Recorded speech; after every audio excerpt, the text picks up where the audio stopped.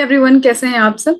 Career in action पे आप सभी का बहुत बहुत स्वागत है। और आज के इंटरेक्शन में हम मिस पूजा हैं, पूजा तिवारी, वो एएफओ के पोस्ट पे चयनित हैं अभी, तो उनसे आज हम इंटरेक्शन करेंगे, ठीक है। और जानेंगे कि आखिर ये किस फील्ड की पोस्ट है और एग्रीकल्चर में क्या स्कोप है।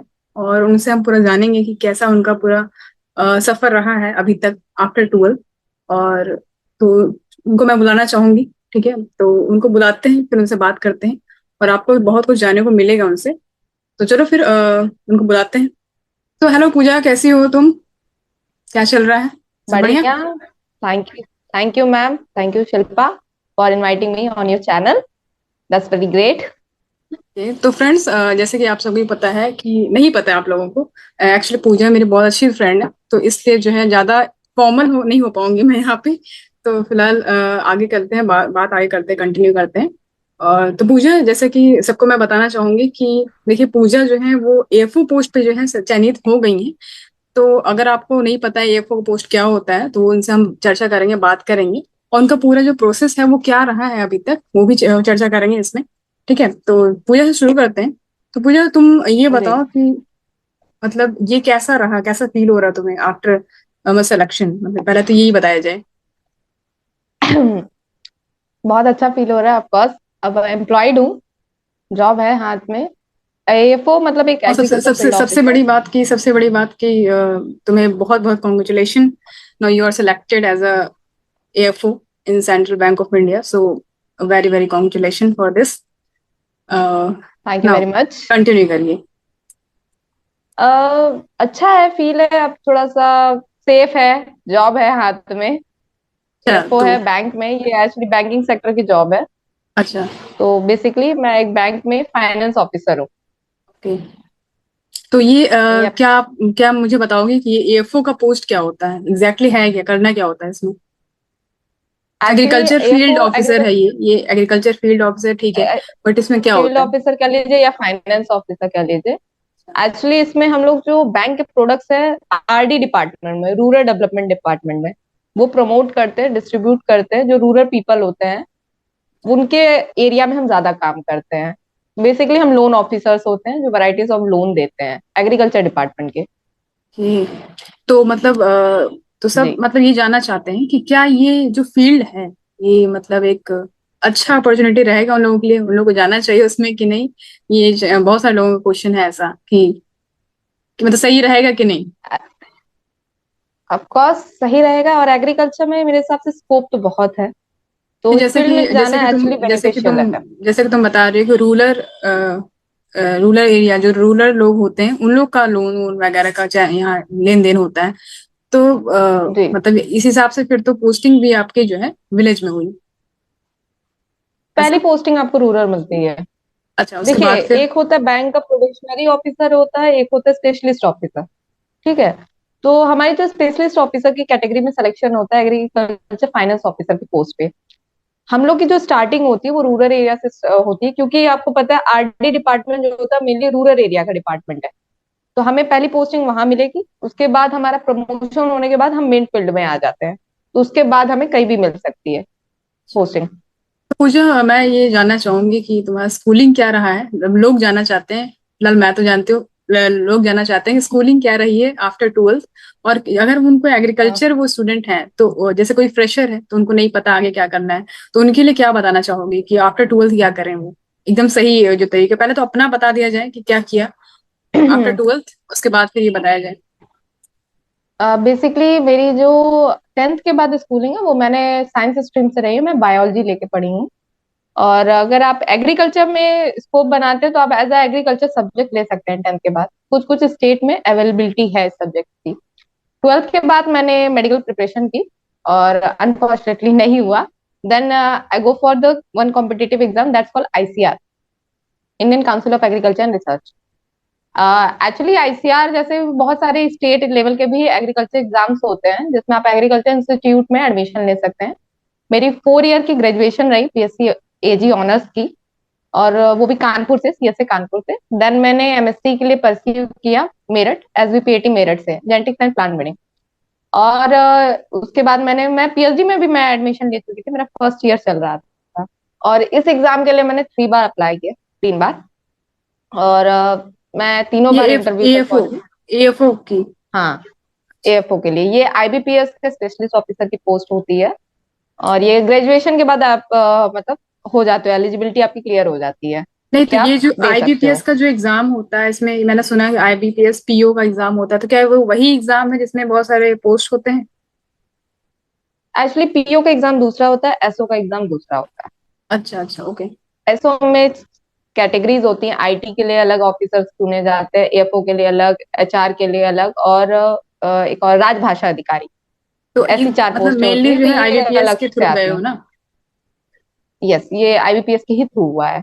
ओके, फिर? तो 3 अटेम्प्ट हुए मेरे, और थर्ड अटेम्प्ट में मेरा सिलेक्शन हुआ। फर्स्ट 2 अटेम्प्ट वाह, में मैं इंटरव्यू तक गई थी। ग्रेट। और इसके लिए मैंने तैयारी as a first year, MSc first year में स्टार्ट की थी। मैंने एमएससी फर्स्ट ईयर में दिया था, इंटरव्यू तक गई। इसके लिए प्री मेंस इंटरव्यू होते हैं, 3 स्टेजेस होते हैं। प्री में आपके इंग्लिश, रीजनिंग, मैथ्स आते हैं। और उसके बाद आपका मेंस में 60 क्वेश्चंस आएंगे, आपके जो सब्जेक्ट होते हैं जिससे आपने ग्रेजुएशन कर रखी है उससे आएंगे क्वेश्चन। तो वही प्री मेंस इंटरव्यू क्लियर करने के बाद आपका सिलेक्शन हो जाता है। इसमें कई सारी बैंकें पार्टिसिपेट तो क्या करती हैं, मेंस एएफओ के मेंस अलग में अलग ये पोस्ट। मेंस जो है आपका ऑब्जेक्टिव बेस्ड होता है या फिर सब्जेक्टिव बेस्ड? ये टोटली ऑब्जेक्टिव बेस्ड होता है। ऑब्जेक्टिव होता है। तो टोटल कितने जी, क्वेश्चन होते हैं जिसमें मेंस 60 में, क्वेश्चन। 60 या 100? 60। 60 क्वेश्चन 60। ऑप्शनल सिर्फ है, प्री मेंस और आपका इंटरव्यू होता है, तो आपका जो है ये जी। थर्ड अटेम्प्ट है, राइट? जी। बहुत बढ़िया। चलिए, उसके बाद अच्छा क्वेश्चन ये था, तो अच्छा ये एग्रीकल्चर की अगर हम बात कर रहे थे, तो इसमें और क्या स्कोप है अगर हम ये एएफओ में ना करके हमारे पास और क्या ऑप्शन है? जी। इसमें कुछ बताना चाहोगे? यस, एग्रीकल्चर में बहुत सारे ऑप्शन है। जैसे आप ग्रेजुएशन के बाद एबीएम कर सकते हो, एग्री बिजनेस मैनेजमेंट में जा सकते हो। वो नॉर्मल कैट के थ्रू या फिर जीमेट वगैरह के थ्रू भी जा सकते हो। ये बेसिकली एमबीए का कोर्स होता है, बी स्कूल में आप जाते हो, बिजनेस स्कूल में। वो भी बहुत अच्छी अपॉर्चुनिटी होती है बच्चों के लिए। अगर आप वो नहीं करना चाहते हैं तो आप मास्टर्स कर लो, मास्टर्स के बाद आप पीएचडी कर लो, उसके बाद आप रिसर्च फील्ड में चले जाते हो बेसिकली। तो इसमें एक पोस्ट होती है एआरएस की, एग्रीकल्चर रिसर्च साइंटिस्ट की। ये भी बहुत अच्छी पोस्टें होती है। आप प्रोफेसर बन सकते हो, पीएचडी के साथ आप नेट क्लियर कर सकते हो तो आप प्रोफेसर बन जाओगे। और तो मतलब एग्रीकल्चर के बहुत सारे इंस्टीट्यूट हैं। जी। प्रोफेसर तो एक अलग हो गया, वो तो एजुकेशन पढ़ाई एकदम उसी लाइन में घुस जाना है, एजुकेशन वाला। तो जी। अगर ये बैंक में हम ना जाके बैंकिंग में अगर आपका लोन ये वाला सही नहीं होता, तो फिर क्या ऑप्शन था हमारे पास इसको छोड़ के प्रोफेसर वाला? तो नेट जेआरएफ क्वालिफाई करना पड़ेगा, वो उसके बाद भी कुछ ऑप्शन है? नेट एफओ पे स्कोप ये भी है कि आप साइंटिस्ट बन सकते हैं, एआरएस के बाद आप साइंटिस्ट की पोस्ट पर रिक्रूट हो जाते हैं। ओके। तो ये भी अच्छी अपॉर्चुनिटी है। और उसके बाद आप मतलब अपना एग्रीकल्चर का बिजनेस भी कर सकते हैं। हाँ, ये बिजनेस वाला और बहुत जैसे अच्छा से अच्छा ऑप्शन है।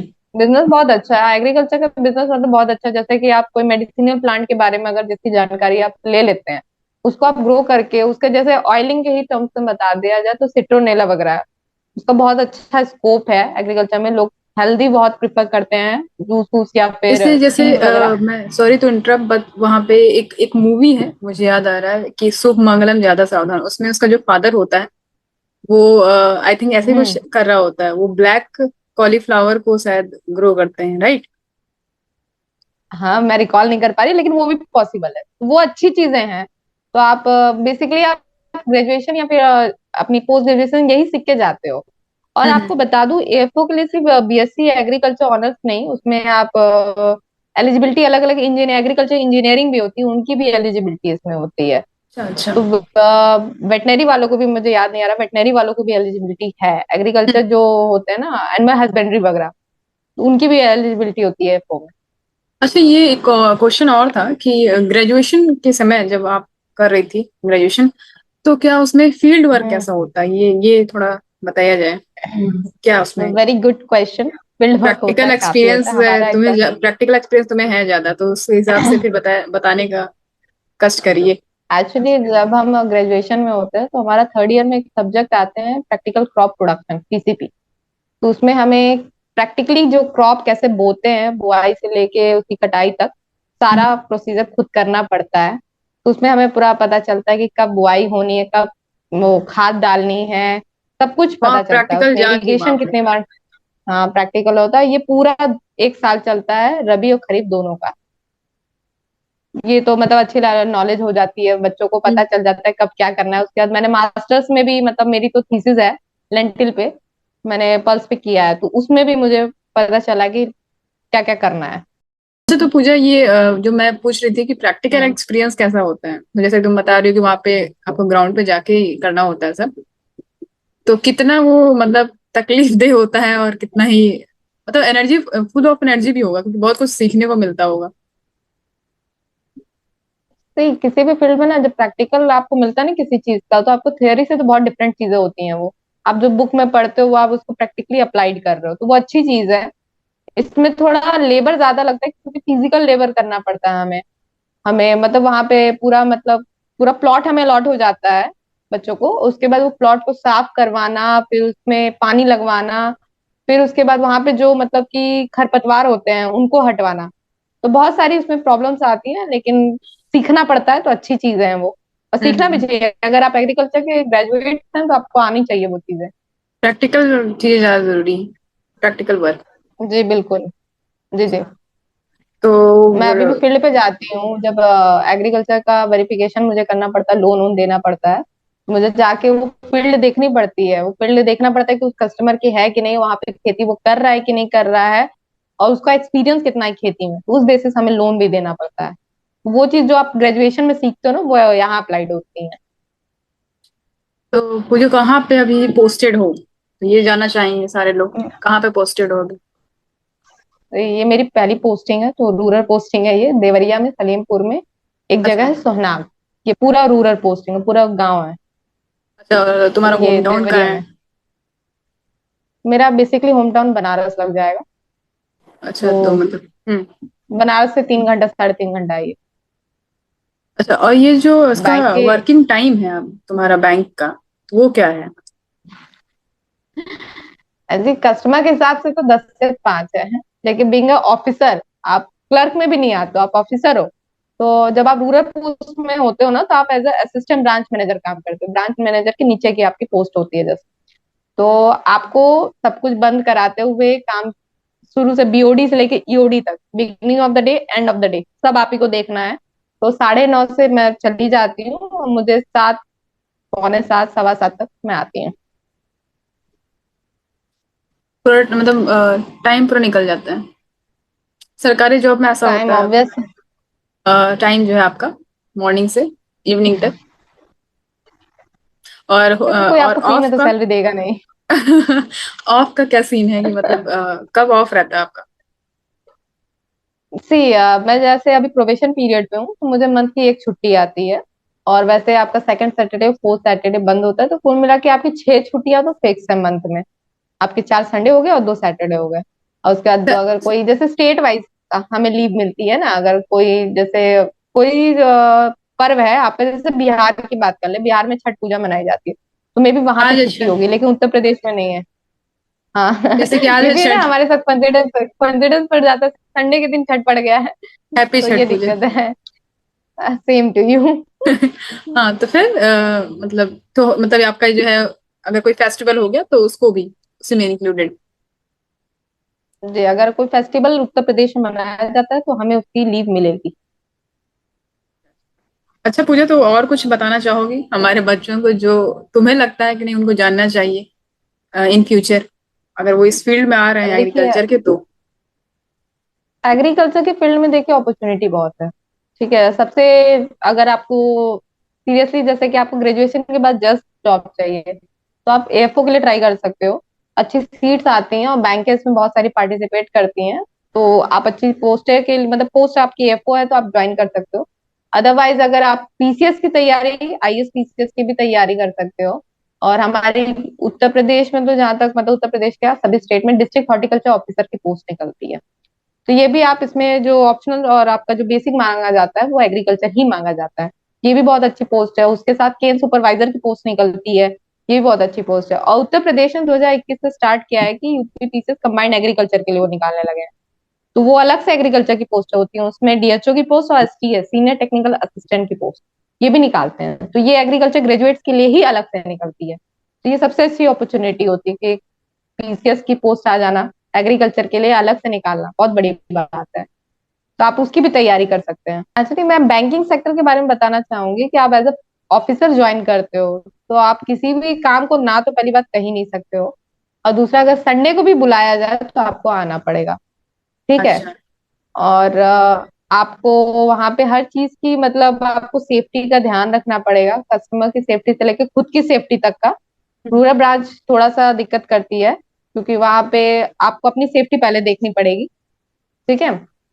और और क्या बता जैसे देते। जैसे जैसे कि मैं कहना चाहूंगी कि जैसे तुम जो है तुम वुमेन वुमेन में हो, तो वहां पे कितनी रेशियो क्या है, मतलब जैसे अगर मेंस की बात करें तो वहां पे और भी हैं क्या वुमेन्स में जो चयनित हुई हैं, या तुम हो अकेले वहां पे? नहीं, जैसे मेरे ब्रांच में तो मैं सिंगल वुमेन मेंबर हूँ। सिंगल बाकी हो? अगर आप बाकी बैंक की बात की जाए तो 50-50 का रेशियो चलता है। पोस्टिंग अच्छा। आपको कहीं भी मिल सकती है, ऐसा हम्म। कुछ नहीं है, बैंक बराबर देखती है सबको, मेल हो या फीमेल, सबको मौका मिलता तो है। इन्वायरमेंट कैसा है वहाँ का? अच्छा है? बढ़िया? वर्किंग एनवायरनमेंट है, काफी अच्छा है। हम्म। काफी अच्छा है ये कह सकते हैं, और आप बहुत अच्छे से वर्क कर सकते हो बैंक में।